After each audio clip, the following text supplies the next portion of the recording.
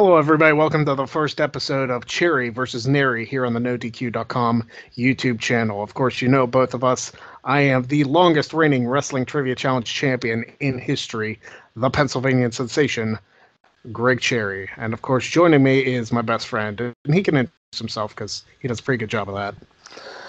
I am one of the top 10 trivia minds in the world, according to the NoDQ Trivia Challenge Tournament. And I am Travis Narry. Some call me the Fame. Yes, T-Fame. And you know, this is a discussion show where, you know, we're going to debate each other on quite a few wrestling topics. We do agree on some things, but I'm sure there's going to be some heated conversations in here. We also, in future episodes, would like your input. We'd like you to send in topics for us to answer questions, et cetera, et cetera. So you can tweet either of us at PA Sensation for me and at T-Fame for Travis. And you can also leave comments here in the YouTube comments, and we will address them in future episodes. But since this is the first episode, we have some topics to discuss. And the first one we want to talk about is my personal favorite women's wrestler of all time, Sasha Banks. And Sasha is now the number one contender for the Raw Women's Championship going into the Royal Rumble pay-per-view. And I was a little surprised by this, but I'm perfectly okay with it because I think this match is going to be incredible. Travis, we'll start with you. For your opinions on Sasha's championship opportunity and the women's division going forward. I don't mind seeing Sasha get an opportunity for the title. Let me make that clear. I think that's going to be good, but I think Sasha is very overestimated, than what people think. I don't get it. She's a good worker, but sometimes good workers are okay in a mid-card position. I just think that she's nothing more than some kind of enhancement talent, and she can be used. She can be used as ways like, you know, to garner some interest for the tag division. If her and Bayley, they end up like doing that, they can kind of just keep her in the mix, but she doesn't need to be a focal point of the women's division. See, and right now we're gonna get into our first fight because, like, how do you figure that? Because Sasha was a huge part of the women's division, like when the whole women's revolution thing first started in 2015. She was a huge part of that, and she's had fantastic matches all around. How do you call her, like, you know, mid card, like women's division mid card at best? I don't get that. Because the only fantastic matches she's had have been with her other four horsewomen. She hasn't had a fantastic match outside of the people she trains with all the time and kind of worked with for that comfortability. I mean, her matches with Alexa Bliss were not very good. Granted, I enjoyed them. They're not anything special. I thought Alexa did better things with other workers. I just think that that was terrible. Sasha's match with Bayley, the matches in NXT with Bayley were very good. Her feud with Charlotte, I thought, was very lackluster. It was just like Charlotte wins the title at the pay-per-view, Sasha wins the title on Raw. Charlotte wins at the pay-per-view, Sasha wins it on Raw. And it was just like a trade back and forth, just kind of to take up time for 3 or 4 months or however it lasted. But I didn't think any of those matches really stood out as memorable, aside from, like, I mean, they did the first Hell in a Cell, but the match itself, I think, paled in comparison to some of these other women's matches that are actually very good. I mean, somebody who's been a big Sasha fan since NXT, and even before the Sasha and Bayley couple matches in NXT, yeah, that does hurt my heart a little bit because I think Sasha's personally the best women's worker they have and might have ever had. Oh, and a lot of people, no. Yeah, I know you're gonna fight me on that, but you know, a lot of people jump my crap by saying, "Oh, she injured Paige. She cost Paige her career." It's like, you know, and an injury can happen at any time. It's like absolutely. You can't blame Sasha for ending Paige's career, and Paige doesn't blame Sasha for ending her career. I mean, she just had come back from like year-long neck surgery. No. I mean, Sasha ending Paige's career isn't I don't hate her for that. I mean, freak accidents happen in the ring all the time. You know what I mean? Owen Hart broke Austin's neck, and no one rips Owen Hart. Owen Hart was a great worker, and everybody accepts that. So, I mean, you can't really just look at one instance where someone got hurt and immediately jump down their throat. But with that being said, I know you've been a Sasha fan back before she was even as big as she is now. I mean, in NXT, I was an okay fan of her. I thought she was the worst of the horsewomen. Really? Honestly, yes. I thought it ranked Charlotte, Bayley, Becky, Sasha. I mean, she was still good, but she was the worst of the four. Yeah, I would say Bayley was the worst of the four, but that's my personal opinion. Now I think Bayley and Sasha are fighting for worst of the four in my mind. They're way down here.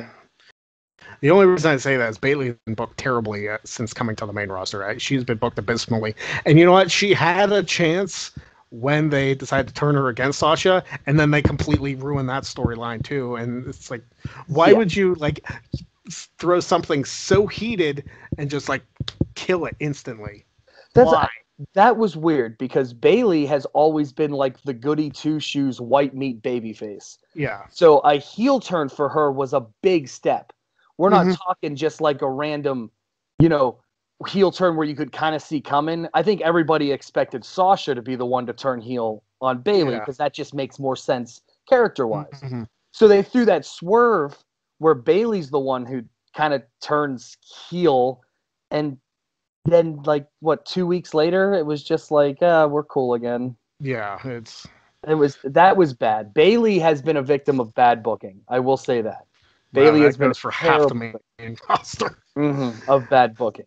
But Sasha, I feel like I've seen enough. We're good. We're good. I can never see enough of Sasha Banks.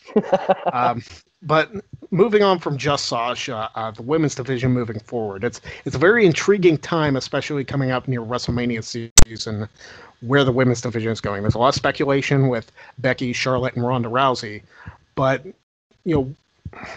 is Asuka being left out of this picture at all? What is the SmackDown Women's Championship going to look like? Or is Becky, Charlotte, and Ronda somehow going to be the SmackDown Women's Championship? There's a lot of speculation, too, that Ronda's going to hold on to the Raw Women's title through the Rumble, through Elimination Chamber, and whatever other pay-per-views. I don't know them all anymore. But, could Ronda lose the Raw Women's Championship, jump to SmackDown, because then two people wouldn't have to jump? Or what do you think is going to happen with the women's division post Royal Rumble? I guess I should say.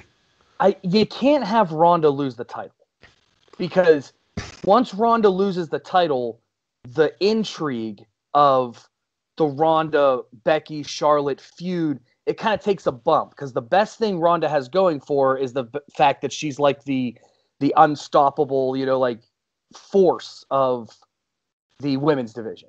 Mm-hmm. And so you can't have her drop the title, but you got to somehow switch her to SmackDown rather than take, Charlotte and Becky from SmackDown and throw them to Raw.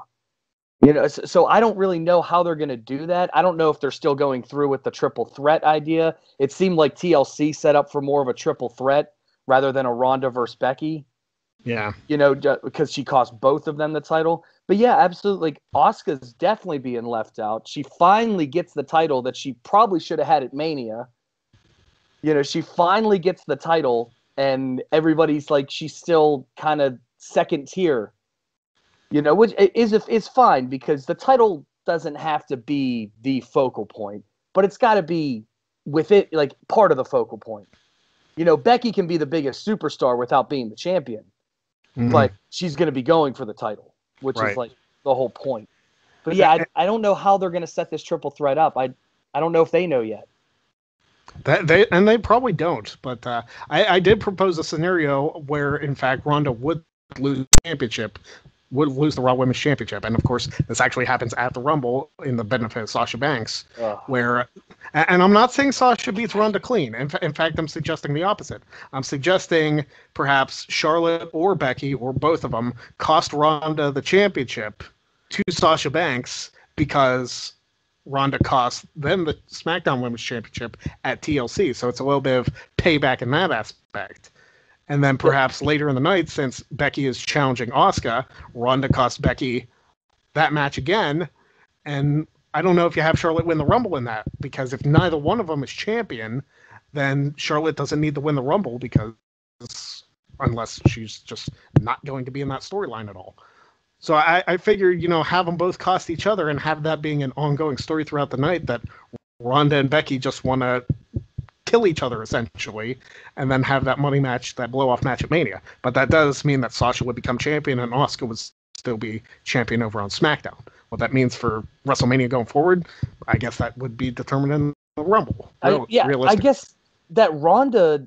I mean, if you're just doing Ronda Becky one-on-one, that match doesn't even need to be for a title. No, it doesn't. I think it has enough build to where you don't even need to do it for the title. But I mean, with your scenario, would you see like maybe Ronda being cost and then Ronda winning the Rumble, like something like that? Like that. Well, if Ronda got cost the championship and then won the Rumble, then that would mean Becky would have to win the SmackDown Women's Championship against Asuka, kind of negating Asuka's entire title reign, which has only been a month. Which would, yeah. It's just so confusing if they want to pull this off and have it make any sort of sense. Do you have a cross-promotion match for a championship? Do you have it not for a championship? Do you just have it like be some all-out brawl? Because triple threats are no disqualification anyway, so you can realistically... I don't know how they're going to do it. And like you said, I don't think they know either. But yeah, that's why we're on this side. We're not in the creative to try and figure that out. We're in this room, not that room. Yeah, I can only imagine what it's like in that room. It must be a nightmare. And we give them a lot of crap. We give the writers a lot of crap, and we give the creative team a lot of crap. But having booked a wrestling show before, like booked an actual wrestling show, it is difficult. Mm-hmm. Absolutely. So everybody being like, oh, they should do this. They should do this. Is it? Well, how do you get there? It's like, if you're thinking long-term booking, you need to storytelling is not an easy thing, as much as people like to say it is.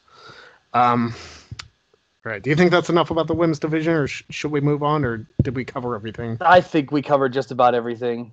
All right. In the women's division. All right. Well, speaking of other divisions that are kind of clusters, the Midcard division, what is going on? I mean, you just had Rusev become the United States champion.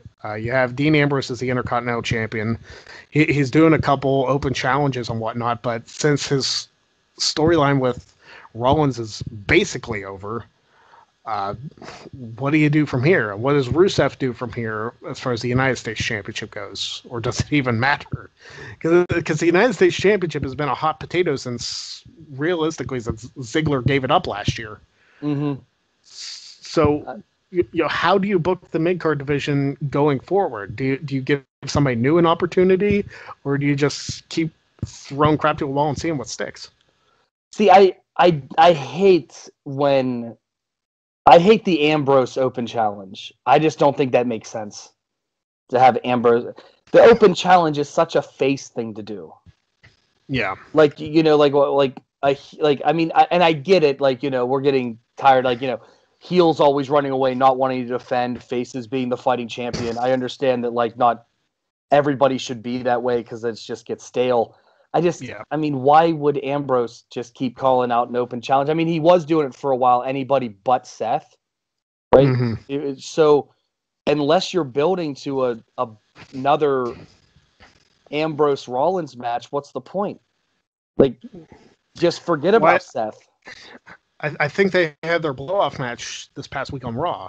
Yeah. Or whenever this goes up. They had their blow-off in the Falls Count Anywhere match. There's really no sense to continue Ambrose versus Rollins. No, it's played out. It is played out, and it could have been so much better than it was, and they rushed it. Speaking of Ambrose versus Rollins, how are you with the "this is boring" chants? I know there was a lot of flack. That match did drag on a little bit. It was not their best match at TLC. Mm-hmm. It wasn't even close. I mean, if you look back at when they first started feuding, when the Shield first broke up in 2014, those Ambrose Rollins matches were incredibly heated. Absolutely. The lumberjack match. The lumberjack match. Maybe the best lumberjack match of all time. It probably is, and you hope we agree on that. So that's something, saying something. But the fact that they actually, like, I've heard of that uh, stipulation as like a lumberjack match for Ambrose versus Rollins. It's like, that's not that exciting. And then they made it like you said, the best lumberjack match they've ever done because of all the heat that was between Ambrose and Rollins. So, you need the right two people. You need the right stipulation. The fact that they did not have a stipulation for Ambrose versus Rollins and just made a standard match at TLC, they could have made a chairs match, a ladder match, a tables match, something, but they just gave us a standard match, and they had Ambrose beat Rollins clean. It's like... And it just... I thought that match was an example of how pre-planned out matches should be kind of like... I mean, you plan less of the match, you know what I mean? Like, you could just tell they were just going through everything they had rehearsed, and it was like the crowd wasn't buying it. No. Okay, so if you're in there like with like an Eddie Guerrero or something like that, I mean, I remember watching him in his matches with Edge, and he was talking, I think it was on his DVD or something, Edge was talking about it, and he said, like, they kept switching up the matches because Eddie would be like, hey, this isn't working, let's go do this. Yeah. In the middle of the match, like, if Ambrose and Rollins can't adjust and kind of like impromptu, like, hey, the crowd's not buying this, let's go through something else, then they shouldn't be working together. Yeah. My problem with that is I would expect, especially Rollins and Ambrose at the level they're at, to be able to know how to do that. But, some people that make the WWE don't know how to call matches on the fly. And they don't know how to make those adjustments like Eddie Guerrero did. I mean, Eddie is one of the best entertainers of all time, and there's a reason. Absolutely, absolutely. And he's just an example I threw out. I'm not saying that these guys need to be on Eddie Guerrero level. No. But there's a lot of workers out there, like I'm sure like in Owens, the way he thinks he can, him and Zayn, you could like kind of just tell like they just know, like they've worked together so many times. And if the crowd's not into it, I have a feeling like they've switched it up. Like go a different route. And it just seems like these guys either couldn't or didn't want to. They were restricted by a non-stipulation match. I think that was their biggest thing. Because if you give them like a no disqualification match, I mean, the Falls Count Anywhere match. Why didn't they have that at TLC, I mean, it doesn't really fit the theme of the pay-per-view, but why not have... Just give them something. I mean... You give them just like a standard match, and it's like, oh, all this Shield crap. It's like, the Shield thing is played out. And I don't know. But aside from the Intercontinental Championship, because we've kind of destroyed that entire situation, because Ambrose has to move on to somebody else. If he's still Intercontinental Champion by the time WrestleMania comes, who does he face? He's faced Apollo Crews and beat him. He's beat Rollins. Who is there left? I mean, do you throw Elias in there? Do you throw somebody who isn't really a big part of a storyline there? Like, what do you do as far as... Is this open challenge thing opening the door for that vignette we saw for all the NXT guys who are going to debut, and none of them have debuted yet? Yeah. Like, I think it's going to be one of those things where they make their debut in the Rumble somehow. Possibly. Maybe not Heavy Machinery, but you figure like EC3 will probably be in the Rumble. Lacey Evans will probably be in the Women's Rumble. As far as the rest of them, I don't know, especially with the news that just came out about Lars and him having anxiety attacks. Is he even going to debut if he can't do dark matches? It's like, if you're having anxiety attacks that bad, you're probably in the wrong business. No offense, Absolutely. Absolutely. Like, and and this isn't like a knock on anybody who has anxiety attacks, because I can only imagine like how you freak out. But if you can't, I mean, what happens if they do book Lars Sullivan versus John Cena at WrestleMania and he can't perform? He can't go out there. Yeah. What do? Like, you force him out there and then make Cena squash him? It's like, you might as well just release him after that if you can't do it. Like, I mean, you can't go out there and, just not perform.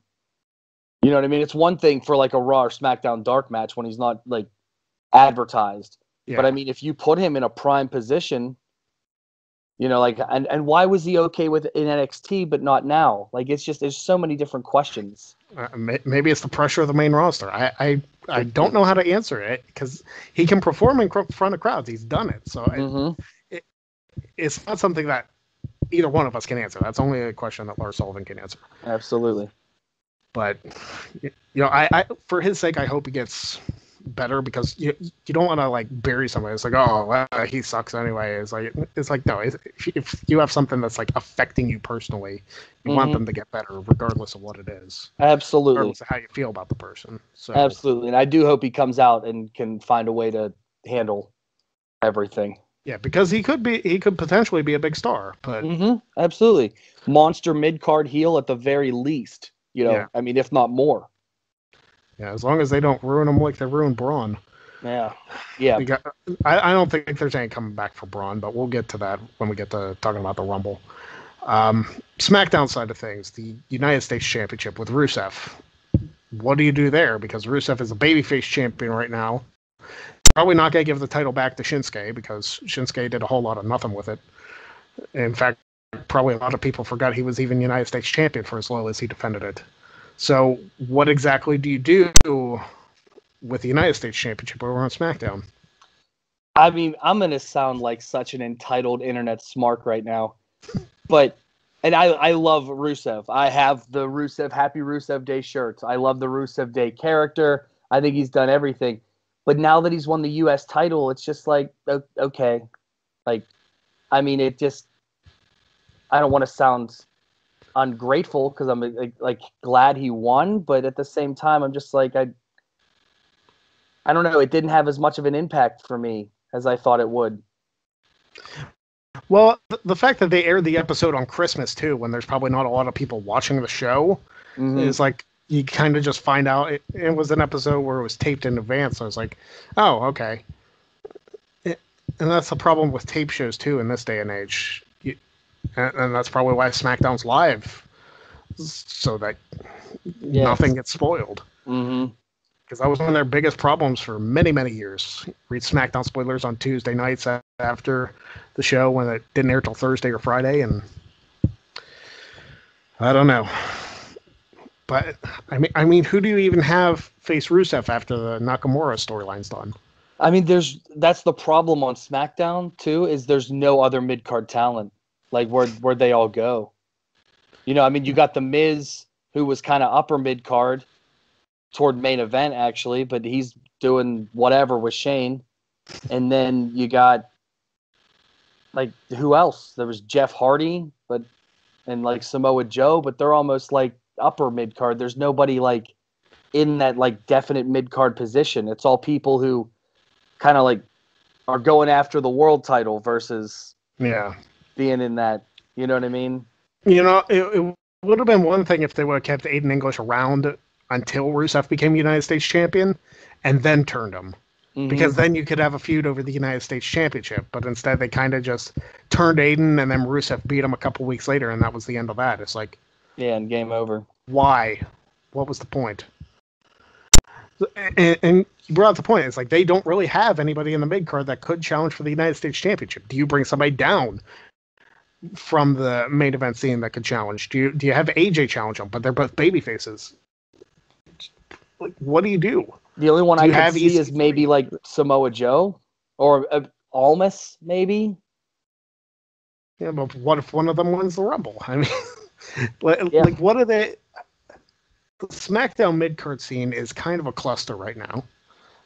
Because, I mean, you have guys on there too, like Ty Dillinger, who hasn't been on the show for God knows how long. It's like, is he hurt? Like, you took him out when Orton like broke his finger or whatever, and he hasn't been on the show since. 9. Yeah, the perfect 9. I don't know which finger he broke, but that'll be a trivia question, I'm sure. It's kind of a cluster, and while we're talking about the mid-card division, what do you do with the tag team divisions? Tag team divisions, I think Cesaro and Sheamus, and I think we disagree on this one. I like Cesaro and Sheamus as a tag team. I think Cesaro is an internet darling who everybody thinks is meant for more than tag team. But, I mean, even dating back to his indie days and the Kings of Wrestling, he's always been a tag team specialist, and it shows. He's just fantastic in the tag team division. And Sheamus is no slouch either. Sheamus is a former heavyweight champion. So I think they are good in the tag division. The only problem is you can't just keep rotating in the Usos and the New Day as the challengers. Yeah. You got to get something else in there. See, I think the bar's run its course, but that's just me personally. They've really done all they can do as a tag team, and they probably just exist because they need tag team. They just need tag teams in their division. That's another problem that they have with the brand split is since you have the brand split, you limit the number of teams that can challenge for each respective brand's championships. I mean, on Raw, they just create teams all the time. That's why you have Rude and Gable as the champions. Yeah. But on SmackDown, you have the New Day, you have the Bar, you have the Usos, you have Sanity, who's really done nothing. Who else do you have? Bludgeon Brothers. Bludgeon Brothers, who are both hurt. Injured. But these tag teams, you need something else. And do you throw heavy machinery in there to take the titles from the Bar? Heavy machinery was an interesting choice to be brought up to me. All 6 of them were like, okay. Heavy machinery, I feel like, are War Raiders light. Dream, Aleister Black, just bring them up. It's like, well, then who do you have left in NXT? Absolutely. That's the problem with it. I guess they wanted to bring those up because they didn't have anything left to do in NXT. Which seems weird for 3 because he's been there less than a year. And if you're not going to be like, any type of title scene or big feud, what's your purpose? Yeah. You can just go waste on the main roster. And I was going to say that I'm surprised they didn't bring Bianca Belair up, but she's getting a takeover title shot, so which is good for her. It's about time she's featured on a takeover event because she hasn't been yet. Absolutely, and I like Bianca Belair. I do too. Yeah, I do too. I think she's a better Sasha Banks than Sasha Banks ever was. Oh, stop! She's not that good. I mean, if she proves to be something special like Sasha, then I'll shut my mouth and take it back. But so far, Sasha's better than Bianca. All right, next up, All Elite Wrestling. I mean, they've been made a big deal about the last couple weeks. They finally had the rally where they're announcing Double or Nothing happening in May in Las Vegas. Chris Jericho is going to be a part of it. It doesn't sound like he's going to be full-time. It sounds like he's going to be still a free agent, but he's still going to work for All Elite. Obviously, the Young Bucks and Cody are all going to work there. Hangman Page and Pac are going to be there, and a few others. So what do you think is going to happen? Is this going to be just another like indie showcase, or is this going to be like a full-time wrestling company trying to rival WWE? Or is this going to be like TNA back in 2002? They're just going to run shows and hope people notice them. I think it's probably the latter. I really don't see them going anywhere. I mean, even with the money backing and reports of a television deal, it's just they're not going to attract anybody but the hardcore wrestling fans. Mm-hmm. And that's just a problem. They're more like ECW than WCW, where they're just going to apply to a very small percentage of people who watch wrestling, and they're really not going to, I think, draw enough ratings, enough revenue to stay afloat for very long. Well, it might be one of those things, too, where it's like TNA, where they have somebody feeding in money to it, and they just keep it alive and keep it alive and keep it alive until there's no more money to put into it.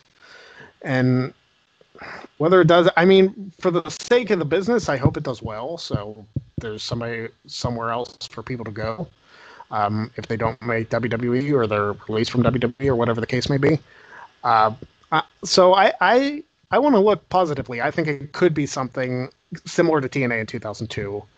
Um, not I don't really see it as ECW though. I don't see it as like I see it a little more as WCW than I see it as ECW, especially with the Chris Jericho signing being a part of it because Chris Jericho is a big name guy. So it's kind of similar to, I know it sounds a little weird and maybe a bit of a stretch, but when Hogan joined WCW, they have this big name WWE guy who's a legend in the business, and he's part of this other organization. So perhaps he can take All Elite to higher levels because of the worldwide superstardom that he has. I don't know that for a fact, and it's a lot to speculate 4 months before their first show even happens. But I mean, that's all we have to work on right now. No, absolutely. And I mean, just the fact that they've announced it is a big step. You know, creating a wrestling company isn't, you know, something that happens all the time. So, I mean, I just kind of, I'm not too excited about it because I just don't see it lasting for very long at all. And that's kind of where, I mean, like, I agree with you in the facts that it could be good for the business, that it would be good for the business. Having rivals and competitions always bring out the best, but I just don't see this as anything more than, you know, wrestling in front of 2,000 people and everybody hugging at the end and yay, we're the elite, we're the elite, we're the elite. Like, it just kind of doesn't do much for me. Well, you know, they really are all in, are Cody and the Bucks, with this because they signed 5-year deals with this company. So, I mean, they're in it for the long haul. So if you expect them to see them in WWE anytime soon, you don't hold your breath. I know we were talking about bold predictions, and that's a spoiler alert because it's coming later. But my bold prediction already is that All Elite Wrestling fails before those contracts run out. Okay, well, that's a bold prediction for the next several years. So that's right. That's a minor bold prediction. All right, so that's a bold prediction. If AEW fails by 2024, come back to this video. Travis Narry predicted it. That's right. And we can also talk about the Kenny Omega speculation if you want to. I mean, we're talking about the Rumble too, and bold predictions is our next topic. So it's up to you if you want to include it there, or if you want to include it where do you feel like putting it? I feel like now is good as ever. I feel like Omega ends up in All Elite Wrestling. I mean, I think that they're just like a new age clique, maybe like a group of friends who just kind of want to wrestle together and they want to build their own company. And if Omega wanted to go to WWE, I feel like he'd already be there. Yeah. So, I mean, unless he was holding out for this supposed monster deal that he got, I just don't see him going anywhere but either staying in New Japan or All Elite. And obviously, there's the possibility of New Japan and All Elite working together with Jericho, Omega, all those guys. You know, there was a part of me, like, before the All Elite rally and before they signed deals, it's like, you know, what if this entire AEW thing was just a giant work and they all showed up at the Rumble? Like, what if they just got everybody so excited about this company? It's like, nope, it's all fake. We're in WWE. It's like, never mind. Like, that would be one of the biggest works, I think. That would be the best work of all time. And that's assuming the screw job was not a work. This would be the best work of all time. And I think that's a topic for another show. Was the Montreal Screwjob work? Absolutely, the Survivor Series show. Get Joe Dombrowski on here. He did a DVD about it. All right, bold predictions for the year 2019. We've seen a lot of people predict, and I've done it before. I predicted a couple years ago Baron Corbin would have been WWE champion, and he came close. He won Money in the Bank, but he failed cashing in. So I was almost there. I was almost there for one. You were close. He was up there. I did predict he would win Money in the Bank, so I did get that one right.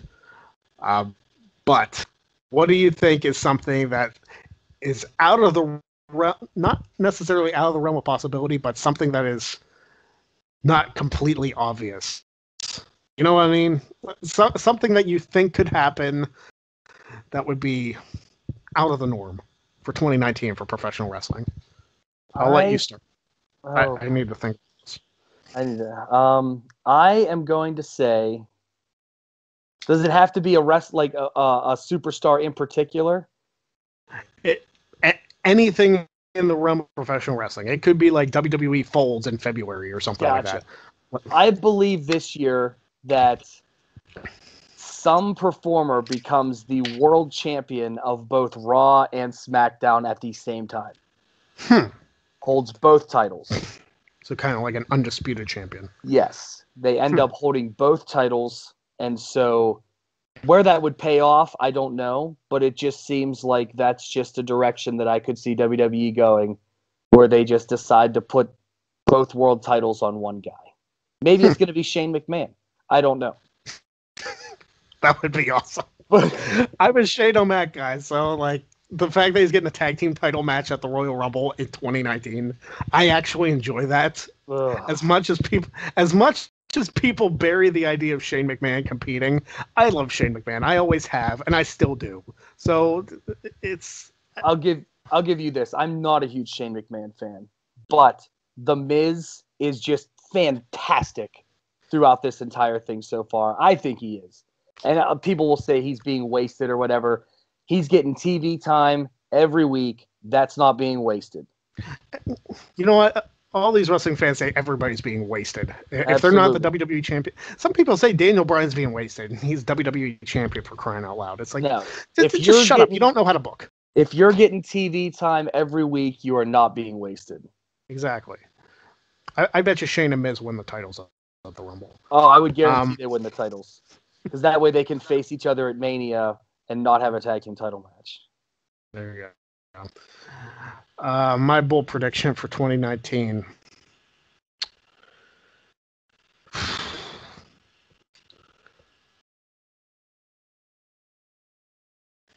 This is going to be a tough one. I'm going to say that somebody called up from NXT this year, the night after WrestleMania, wins Money in the Bank and becomes either World or Universal Champion this year. Okay. So whoever is called up the Mania after, or the Raw after Mania, or the SmackDown after Mania, that person is going to win Money in the Bank. That would be champion. Awesome. I would honestly, I think that someone coming up from NXT and winning the Rumble would be fantastic. But I just don't think it's going to happen. I don't think it's going to happen either, but I'd be perfectly okay with an NXT person winning the Royal Rumble. Mm-hmm. Because what a better way to debut on the main roster than getting a title at WrestleMania. That's right. Fantasy booking time. King of Bros wins the Rumble, beats Lesnar at Mania. How better do you make an impact? Bro. I am all in on this, bro. My only complaint about Matt Riddle, and I know we weren't supposed to talk about this, but just real quick, is that he's the king of bros and not me. Because I thought I was the king of bros. But now, since he's the king of bros, that's my only problem with him, is that we're just both so bro that it's hard to coexist in the same world. There you go. I actually, Jen and I watched the Up, Up, Down, Down series, GM mode, and dude, Tyler Breeze is you. Tyler Breeze. Yes, Tyler Breeze is you to a T. Fame. I'll have to watch. Yeah, you have to watch, because like I feel like I'm Woods and you're Tyler Breeze, and like that, everything they do is us. We'll take it. That's just me. All right, the final thing we have to talk about is, of course, the Royal Rumble. Not our official predictions, because we don't know the complete card yet. But we can just speculate about the Rumble matches, if there's any surprises that we think are going to come out. We could talk about who we think is going to win, but it's still it's not quite clear to us who we think is going to win because of all the scenarios that could play each other out. Lesnar's probably retaining, so that's probably a safe one. But other than that, who do you think is going to come in the Rumble as a surprise? Any of the call-ups, do you think, or somebody complete? It really could be anybody who's in the Rumble. Absolutely, and I think the men's is really wide open. Like, there's not a clear-cut path, I should say, like in past years where you can kind of see, like, okay, they're building a storyline here. This guy's got to win the Rumble. With like the Benoit year and the Orton year and stuff like that, you can kind of tell that, like, they got to win for storyline reasons. But, I mean, this year it seems kind of like wide open. And the women's, I just kind of expect a lot more surprises just to fill the 30. So it makes more sense. So I want to see Shayna Baszler. I'd like to see her up there. Been a fan of hers. And I do believe that it's time the women's, WWE will choose to have one of the single-digit entries win the women's Rumble. So you get like that long coast-to-coast winner, which hasn't been done in any Rumble since, 2009? Yeah. Orton. Yeah. So, I mean, it's been a while since we had a single-digit entry win, and I think it makes more sense to do it in the women's, being that, it's never been done. Granted, it's only the second one, but still. Right. And if they have Charlotte win, that's probably what they'll do, is have her start and do it just like her dad, probably start at number 3. Number 3. Yeah. Enter at number 3, why not? And just have her go the distance. So that might be what they'll do, and maybe they'll have some weird finish with some Luger and Brett finish with her and Becky. There you go. Maybe that's how they get their shot. Have her come in at 3 and Becky enter like surprise number 30 or something. Well, Carmella's 30, so unless... Oh, that's right. Yeah. I forgot about that. I'm kind of expecting Truth to come out as 3 in the men's, just because he got confused. He got the numbers out of order. Or he'll come out for the women's, and then Carmella will come and tell him to stop. They'll do their dance break, and then Carmella will go in. Yeah. I could see something like that happen. They have to do some kind of comedy spot for number 30. Mm-hmm. For some reason, I don't actually see Truth entering at 30. I think it's going to be somebody else, but I don't know who that could be. As far as surprises go for the women's, I'm going to bold predict Eva Marie being an entrant. I know nobody actually wants to see it happen, but if Mandy Rose and Eva Marie are in the same ring at the same time, I think Corey Graves' head will explode. It's too bad Tom Phillips won't be on the call for the Rumble, because just so we get another shut up Tom.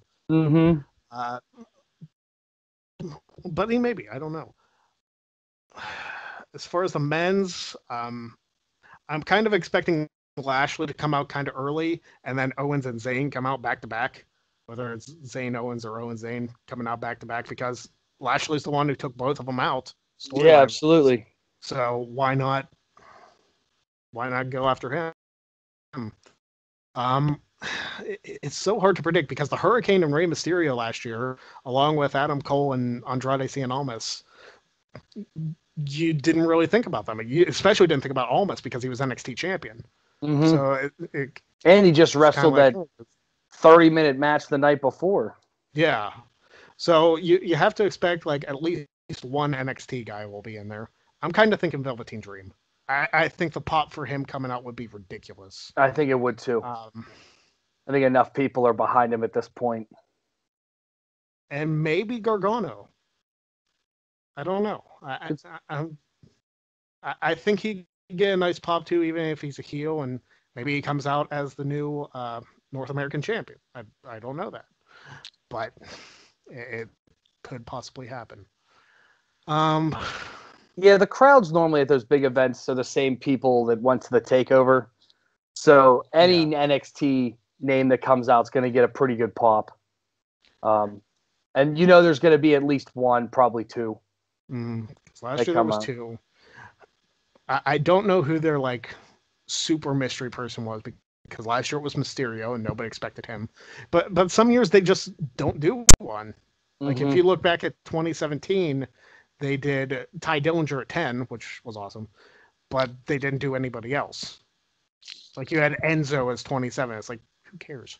Yeah, absolutely. Maybe Enzo will enter this one too. He'll hijack the Rumble. Yeah. And then he'll get like annihilated by somebody else and tossed out like he was against Lesnar. Um, but again, I don't know. I, uh, we'll see what happens. I'd love to see a Mr. Kennedy appearance personally, but chances are he won't be. Yeah, I doubt You're that's not a Kennedy fan either? No, I'm not a Kennedy fan. Why? Because he's a bum. Come on. The best thing about Mr. Kennedy was the fact that he repeated his name, which was very, very enjoyable. I did like that. I'm not even being sarcastic. Kennedy! But his in-ring was never good. His promos, aside from yelling his name, were never that good. Really? He was a mid-card guy. He was a mid-card guy. And he was not missed when he left. I always liked Kennedy. I wish he'd come back. I mean, he won't be world champion because like that time has passed, but like I'd like to see him like back in there again. Like even if he was like number 2 in the Rumble and he did like his full spiel and entered the match, that would be okay. I'd be okay with that if he got tossed out immediately. That way you get the Kennedy spiel and then I don't have to watch him fumble around the ring for 30 minutes. Jeez. Well, battle royals aren't that hard to do anyway. I speak from my massive one experience in the battle royal. Oh yeah. But I think we covered everything. I think we got in each other's faces enough this episode. With more to come in future episodes. I think we're going to do these about once a month. Because I know you guys, like, you see a bunch of stuff on the NoDQ.com channel. You see, like, the reviews and stuff like that. You get a lot of that. So having this as, like, a special once-a-month thing, I think that'll be good. So that's it for the month of January. Travis, any plugs you want to make and anything you want to say to our new fan base here at Cherry versus Narry? Well, I mean, obviously this was a debut episode. We want to get more topics to talk about. This is kind of stuff that we just kind of talked about doing for the first show, but obviously I want a lot of Twitter questions. I mean, send them to Greg, send them to me at TFame, at PA Sensation. Send us the Twitter questions, and hopefully we disagree on a lot of them, because that's when it really gets fun. So the more we disagree, the more entertaining the show will be. So please get the questions in, and we'll try to address as many as we can. Yeah, I can't believe you don't like Mr. Kennedy or Sasha Banks. What's the matter with you? Take my glasses back. Yeah, we could fight about this all day, but you know, it's been about an hour, so we'll spare you all of that until next time. That's right. Of course, you can follow me, like you said, on Twitter at PA Sensation. Go to nodq.com/shirts. Travis is actually on the NoDQ Galaxy one. That's right. I am too, but you know, and you can get my shirts too at prowrestlingtees.com/PA Sensation. Buy my stuff so I can make a new Cherry versus Narry shirt, and we'll go from there. So for Travis, Greg, Cherry, I think that's all. We will see you next month for another edition of Cherry versus Narry.